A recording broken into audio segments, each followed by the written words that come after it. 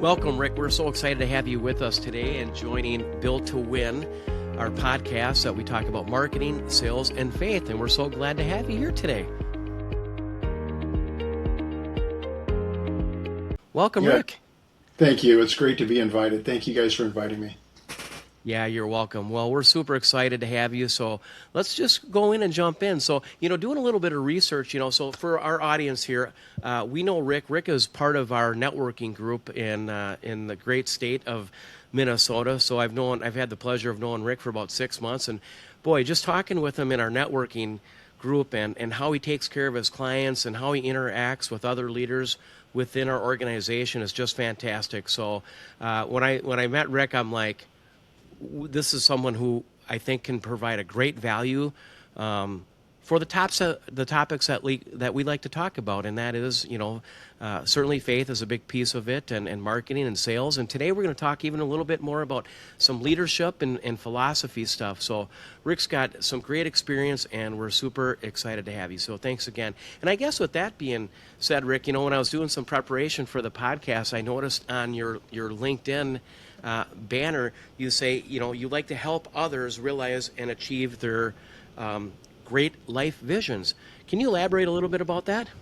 Yeah, absolutely. So there's this, throughout my life, I've looked at three different layers that we operate out of or should operate out of to be successful in creating the outcomes that we care about. First off, the realization piece is, what kind of a great life vision do I want to produce?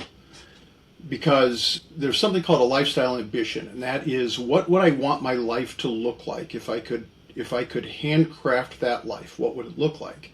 And you can look at it from where you're at now to the end, or take a look at it from the end of your life back and say, at the end, this is the legacy that I would want to leave. These are the things that I would want to have accomplished and want to do. So inside that lifestyle ambition, as you're crafting it, it's what are the things that are ultimately that I want to take care of. What kind of a house do I want to live in? Where do I want a vacation? What kind of car would I want to drive? What do I want to do with my children? What kind of charities do I want to support if you want to move into altruism? But it really is a vision of what I want my life to look like. Then there is something called a financial ambition, and that's what am I going to have to produce financially to be able to support that vision? And then finally, what does the work career ambition need to be? What do I need to be doing to create the financial wherewithal to support the lifestyle that I want to live? And I think the importance of it is designing it from the top down. You design your lifestyle ambition. What's it going to take to support that financially? And then fundamentally, what am I going to have to do daily, tactically, to produce that outcome? The problem with it is that I think that we just get up, and I spent a better part of my life just getting up every day, working hard, believing that whatever that was, I was going to be able to produce it. I lived in this narrative consistently throughout my life around what it would look. I can make money. I can go out there and I can just work hard.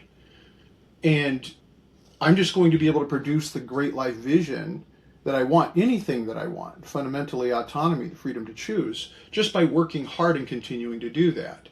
And what I found is I got closer and closer to the end of my working days. Not that at 64 it's the end of my working days. I could work for another 20 years, but as you get closer and closer to retirement age, wherever you decide that's going to be, all of a sudden it's like, oh wow, did I really quantify what I wanted that to look like, and did I prepare enough for that? And it's a massive percentage of people. It's over 80% of the people and the baby boomer generation that are entering retirement with less than $50,000 saved. And all that looks like as they move into their retirement, through the retirement, is compromise. It's just, that's what it looks like. And so I think realizing it, sitting down with people, which I find most of the time when you talk about it, people are like, I never really thought about it. So yeah, it's realizing it, and then partnering with people to say, okay, what can I do to help you in the journey? Recognizing that if you look at Covey's 8th Habit book, and a lot of these guys, Ahmed, all these leaders are finally coming to the point where it's like the way you find your voice is helping others find their voice. So if you want to be successful, help other people be successful. I promise you, it will follow naturally. Yeah, Yeah, it's kind of like that. Oh, sorry, Brent, go ahead. you touched on something when we met a couple weeks ago, Rick, where you talked about the destination versus the journey, or the output versus the input. I'd love for you to share a little bit of that, because you just touched a little bit on destination, which is kind of the end game goal, right? A house, a car, the money you want to make. But then you also talked about the journey along the way, and you really shared with us how important that journey is versus focusing your entire life on the destination and or the output. So it'd be great if you Absolutely. could share a little bit of that. Absolutely. So I just I came to a revelation. I think God gave me a revelation when I started to challenge why is it consistently, especially inside of business planning, that I'm setting these goals for the year and then struggling to hit these goals throughout the year. And I started to push into that. Like, what is it that's creating that? And why is it that throughout the year, as I push through these what I call outcome based goal setting, that the outcomes that I was shooting for, I felt at times that I wasn't even in control of the outcome. Which, as I dug into it, I found out that in fact I wasn't. In many cases, I didn't have control of the outcome. And so what I shifted to is this study around what is the difference between outcome based goal setting and behavior based goal setting. So what I do have control over is my behavior. What I don't have control over is the outcome. And so the idea is that you now set goals around behavior based goals. If I am going to lose weight, then what I'm going to do is I am going to exercise 3 days a week. I am going to stop eating food after 8 o'clock at night. I'm going to drink 3/4 to a gallon of water a day. I'm going to stop eating processed sugars. I can be in behaviors, understanding that in fact that if I'm in those behaviors, that the outcome that I'm hoping to achieve is weight loss. What I don't know, and again, part of the uncontrollable part of this is if all of a sudden I have some health issue that keeps me from exercising, um, or changes my metabolism, yeah, I may not have control over that. But the idea of behavior based goal setting is not to create an outcome, it's to change who you are. It's to transform your character and to transform who you are as a human being. And when you achieve those behavior modifications in your life, the outcome will be the outcome. But what you really care about is the change in the behavior and who you are as a human being. Rick, I was having flashbacks of when I was younger. I don't know if you did it, but it relates to the first topic we talked about, the vision boards. I remember cutting out, this is after college, and we went and saw, I think it was Brian Tracy. Brett and I were seeing these motivational speakers that would come to Minneapolis every so often, and we go there, and then they're like, create a vision board. So I remember back in the day, taking all these hunting and fishing magazines and cabin magazines and like cutting out pictures of log cabins and fishing boats and stuff and putting them on this little vision board. and and I'm just out of college. I was still living at home, and I thought my parents thought I had lost my mind. I walk in my room and I got these vision boards. So I was having a flashback about that. I appreciate you sharing. And vision boards are incredibly important because they create direction. Um, how you think about things really matters, and moods. It's just the distinction of a mood, and if you are just organized around what it means to be in an ineffective mood, and by distinction, it's the feeling that you get based on an ungrounded vision of what you believe the future is going to be. That's what a mood is. It's not about what's happening with you now. It's about what you believe is going to happen in the future.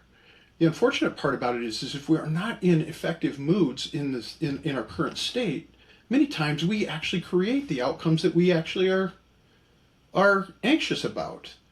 And so really understanding, like, gosh, how I think and how I focus is incredibly important. So having vision is really incredibly important because you want to have that energy to say, I'm pushing towards something.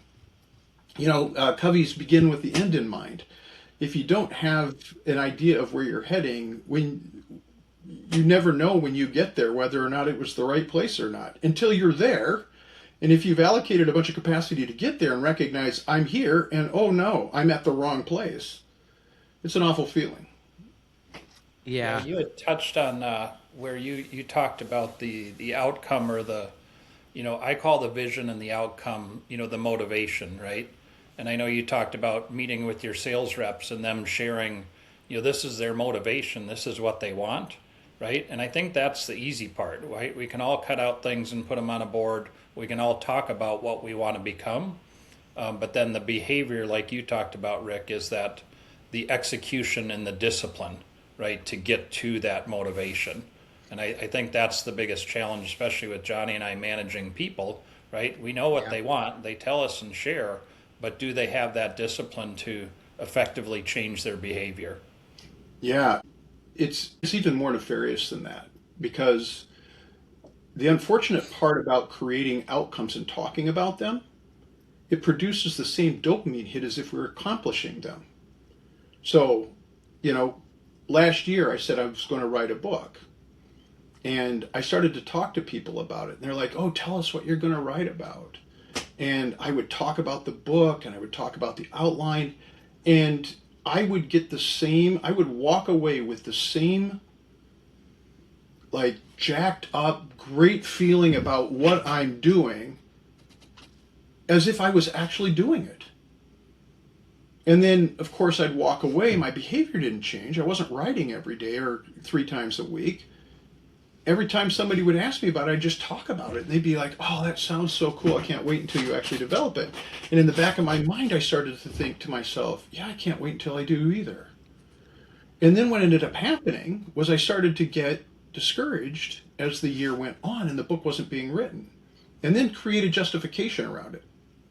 Well, of course I can't write the book because I've got these things going on. And then subconsciously, I started to doubt my ability to actually produce the outcome. And it was all based on talking about an outcome rather than saying, oh, if I tell people I'm going to write 3 times a week, an hour a day, 3 times a week, and I actually commit to that, then they say, oh, have you written this week? And when I say no, I don't get a good feeling. I don't get that, oh, wow, yeah, I'm doing what I said I was going to do. Instead, I get the, why am I not doing this? And so it really subconsciously, outcome-based goal setting, when we focus on outcomes, it really actually can be counterintuitive to actually producing the outcome. Well, and you brought up a really point, and I think I'd like to try and incorporate that in building JBX in my personal life because, one of the things Brett and I talk a lot about is manifestation, right? See yourself winning, see yourself at the end result, and I think we have become so focused on getting to the end result and our goals that we sometimes forget that we've got to go through the process, right? There's no free lunch. And so I like how you reframe it into if you want to lose weight and you want to get down to 170, that's your goal, but how are you going to do that? And that's what you're talking about. Don't eat sugar as an example. Right, absolutely. Yeah, absolutely. And again, the behavior at the end of the day, I had to-do lists. I was a to-do list with on there was to create the to-do list for the next day. And what I recognized in that and through working with to-do lists was I couldn't be present if it wasn't on my to-do list. So if somebody would walk into my office during the business day and say, hey, I'd like to really talk to you about something I'm struggling with personally, and it wasn't on my to-do list, after a certain amount of time, I would start to get anxious, like this wasn't on my list today, and my list was full already. So it would cause me to stop being present in the moment of what I believe in many cases was God-ordained moments where people came to me and needed guidance, and I couldn't be present because I was thinking about it. And then when they'd leave, I'd go and I'd write it on my list as though it was there originally and then check it off so I could feel like, yeah, I produced some outcome that I was actually planning on doing today. And And really, what it did was it really stole the moment that I believe in many cases, God calls us into these moments, and all He's asking us to do is be present, not even to be equipped, not even to be capable. He can produce the capability and equip us, right? What He's asking us to do is just be present, and He'll work through that. In many cases, I would speak things when I was working with people in situations like that. I would speak things, and all of a sudden it would be like, I don't know where that came from because it wasn't my life experience. And oh, by the way, doctor, heal thyself. It's like I was in moments where there was revelation for my own self, and I'd walk away with like, I think I needed to hear that more than they did, and I didn't, and it was coming from me, coming through me. I'll just say it wasn't coming from Right. me; it was coming through me, and I was actually the student in the moment, and I was the teacher and the student, or I should say, the vessel to be taught and the student, and really God was the teacher, right? So, again, really looking, and I can lay down now at night and sleep, knowing that I left it all on the field. I was fully present, whatever it was, whatever it happened to be. And already today, there's been two things that I didn't have any plans around or organize around today, where I've been pulled into conversations, personal conversations for people that, just so happens I had life experience, that I had walked that journey. And so now I just get to lay down going, tomorrow, God gives us enough grace for today, I'll take it. Tomorrow morning I'll wake up, start all over again, and see where He leads me. Fantastic. Well, I appreciate you sharing some of that stuff with us, and it's just you have so much wisdom, and with your experience, again, just grateful to have you on the show today. Why don't you tell us a little bit about your new venture? You've been doing it about a year, and that's called Main Point Exteriors, and I know you're excited about it. Why don't you tell us a little bit about how you got into that and how things are going? So the fundamental reason for Main Point. So I started Crown Exteriors about 6 years ago with two other guys, and my initial engagement. I'm an electrical engineer by background. Spent my entire life, my entire professional life in technology, and so moving over into the construction field was not something I had vision to.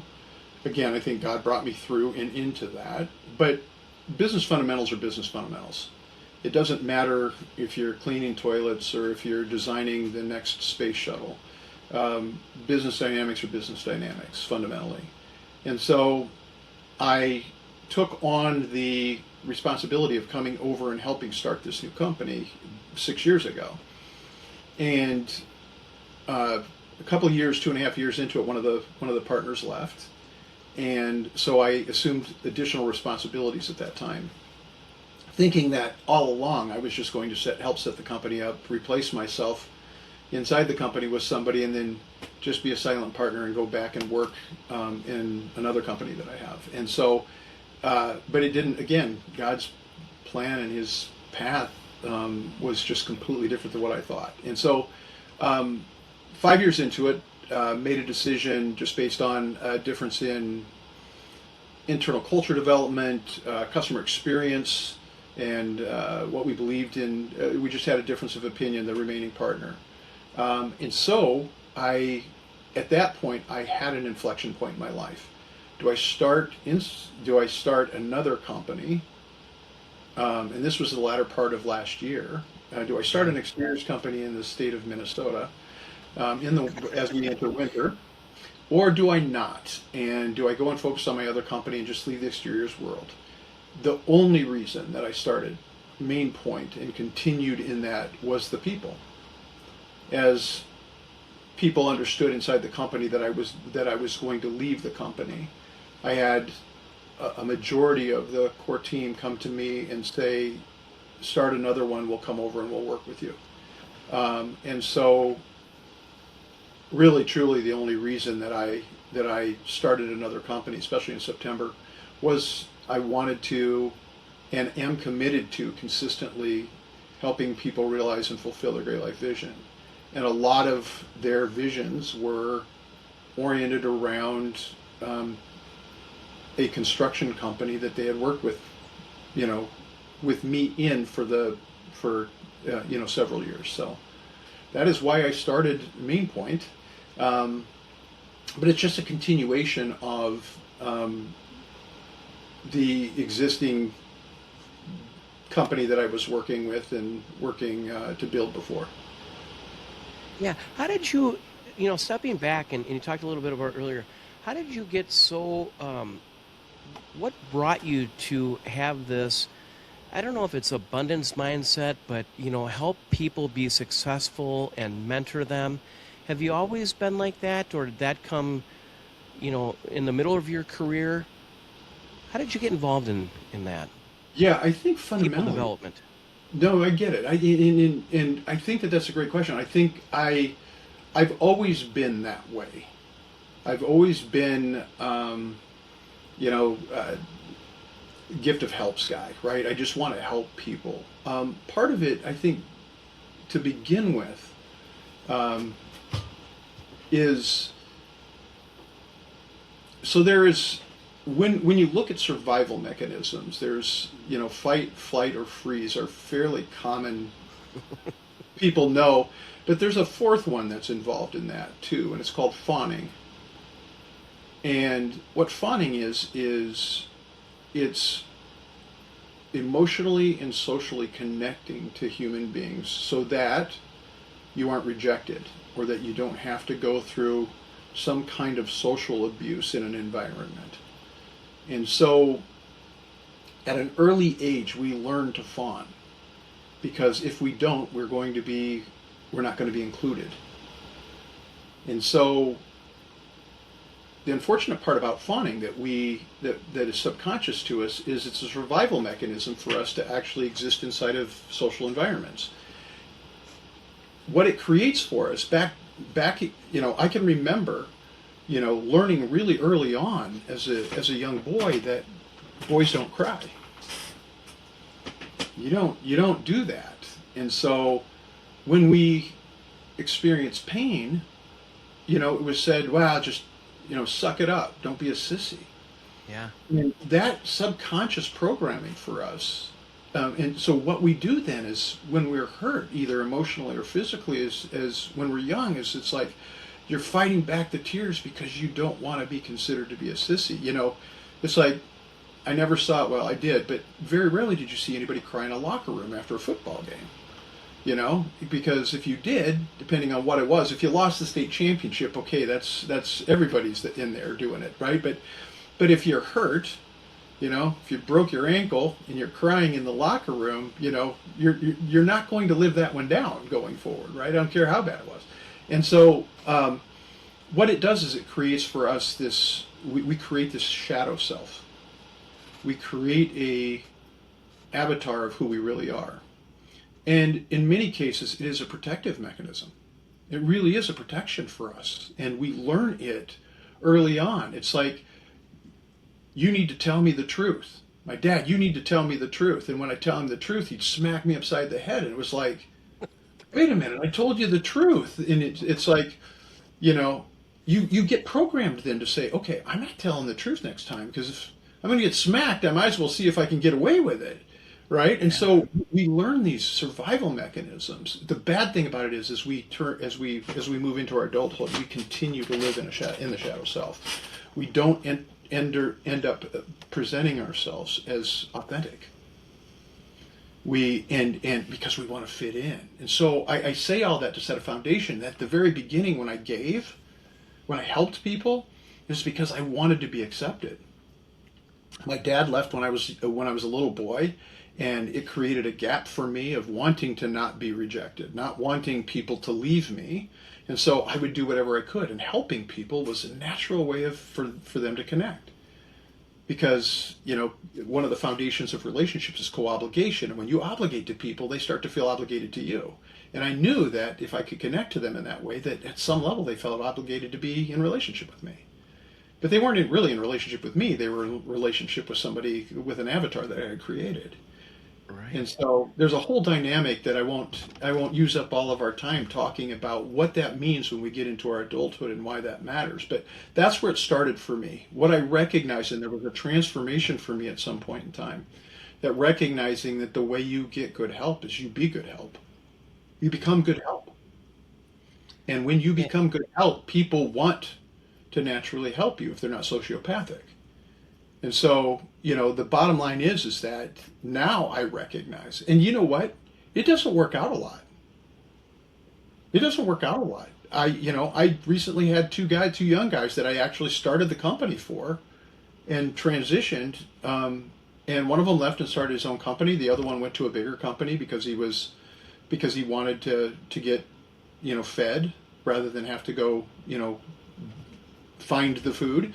And I completely understood and completely supported their move. But at the same time, poured literally hundreds of hours into them and recognizing that sometimes it doesn't pay off. Yeah, and that can be frustrating, right? When you pour your heart and soul into someone. And we always talk at, JBX, we want to help people build resumes, right? We want to help you build there. But, well, I'm going to step back a little bit. You brought up the word avatar, and we use that at JBX, and maybe it might be a good time to talk about main point and what is, we call it an avatar or an ideal customer profile. So, digging into to main point a little bit more, right? You're a Minnesota-based exterior and roofing company. You're doing some constructions and decks like that. Do you have an ideal customer profile that you're looking for, or an avatar? Not to put you on the spot, but I know you've got something for us. Yeah. Yes, the answer is yes. So when we were at Crown Exteriors, 90% of our business at Crown Exteriors was storm related, insurance related claims. It was mostly insurance. At the end, in the last couple of years, we began to create a vision around how do you get out of storming? How do you get out of insurance claim based construction? Because you live and die by the storm at that point in time. And if you don't have some kind of fundamental base of outside of insurance claims and there's no storms, what do you do?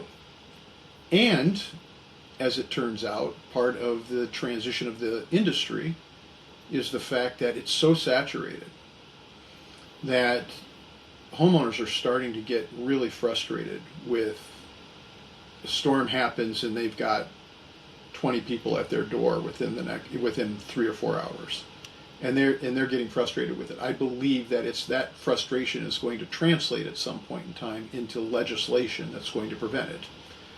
And so we are now transitioning into more retail based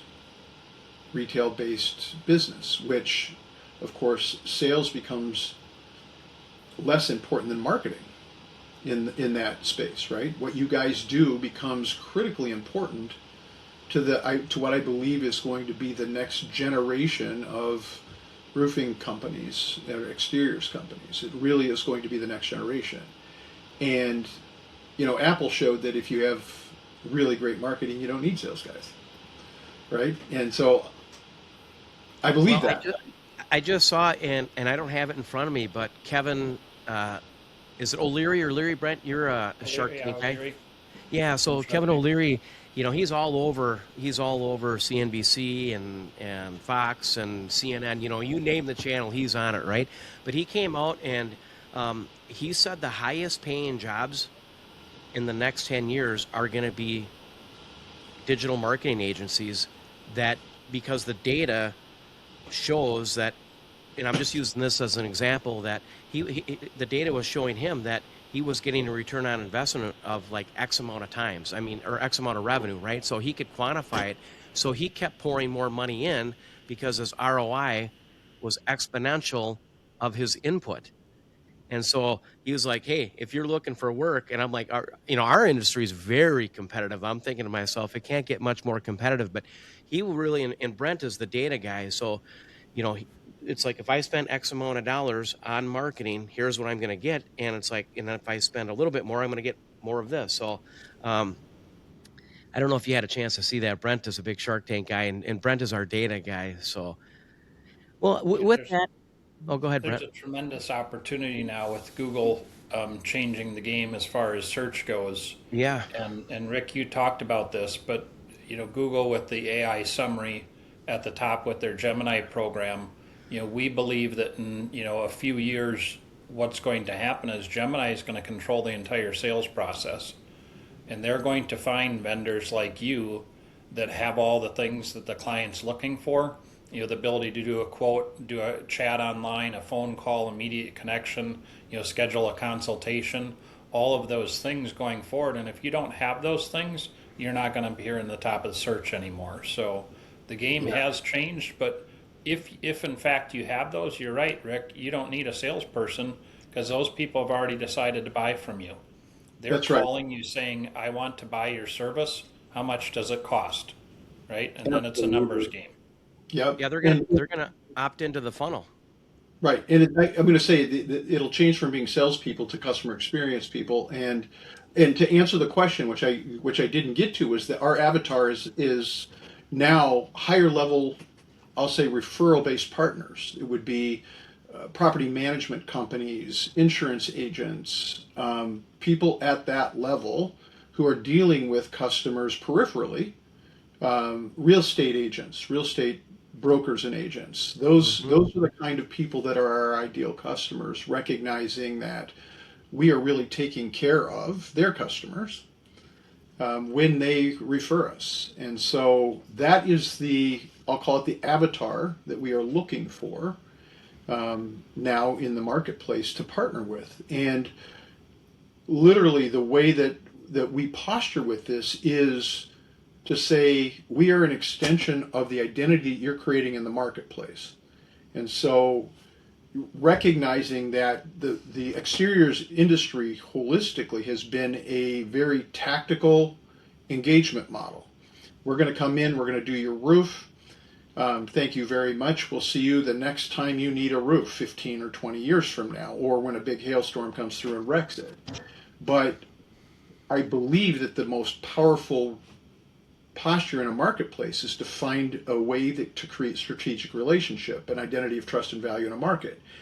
And that takes a much bigger commitment, but the lifetime value of a customer actually goes up significantly when you can do that. So when you get partners like real estate agents, or you get partners like property management companies who are engaged with these guys and have strategic relationships built with them, that property management is not tactical. It is fully strategic, and it's them managing that property on a daily basis. When you develop the relationships through that, you can actually then leverage transferred trust of their relationships, as long as you can become an extension of who they are as an organization and hold the same or a better identity than they're holding with their customer base. Well, yeah, that's fantastic. Thanks for sharing that. We have our avatar, but this is you're our guest, so we're not going to talk about our avatar today. Um, Brent, do you have any? I've got a few final thoughts, and we'll wrap it up here rather quickly. But Brent, do you have anything? Any questions that are pressing that you want to ask Rick? I don't. I just want to say thanks for joining us today, Rick. It was enlightening, and your insight and wisdom is phenomenal. So I appreciate it. I got a lot out of today's session. So again, thanks for being here. Thank you guys for inviting me. It's from the moment I met you guys, I knew that there was going to be some reason that we were put together. I didn't envision a podcast, but I appreciate you guys inviting me to this, and really enjoyed the time with you guys. Yeah, as we wrap up, and I appreciate that. One of the things that that we've learned being in business as long as we have, and maybe this is a takeaway for our audience, is don't necessarily give up, but don't give up too soon. Keep at it, keep working really hard, and there's going to be some obstacles in the way, and things are going to come up, and it's not going to be perfect. But I think we've got to go through some of those trials and tribulations, and part of our podcast, and we just didn't want to stick to any rules, and so we decided that we were going to talk about faith. Brent and I have always been Christians, and we go to church, and we're Eagle Brook, and we found out that we go to the same church in Woodbury.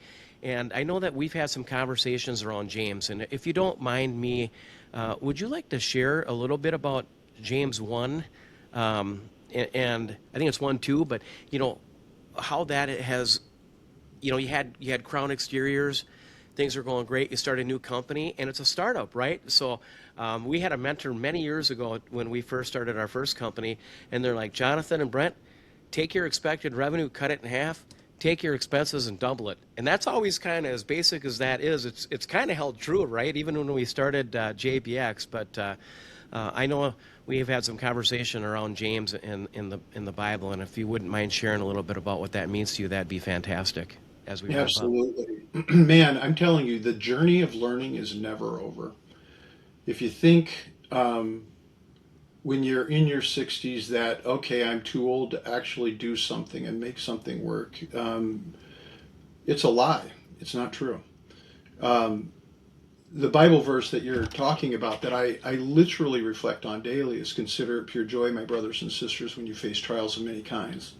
Because the testing of your faith produces perseverance, and perseverance must finish its work so you may be mature and complete, not lacking anything. And there's a book called The Practice of the Presence of God. And what it is, it's the letters from a monk by the name of Brother Lawrence, which he was too humble of a man to ever consider his writings wisdom. But after he died, his friends compiled his letters. And in there, he said, if we believe that blessing and trial both pass through the hands of God to us, then how can we discern the difference between them? And one of the hardest things in entrepreneurship or running a business is getting to the point where you say, this isn't working, I'm going to quit. Don't get me wrong, there are times for the quitting conversation.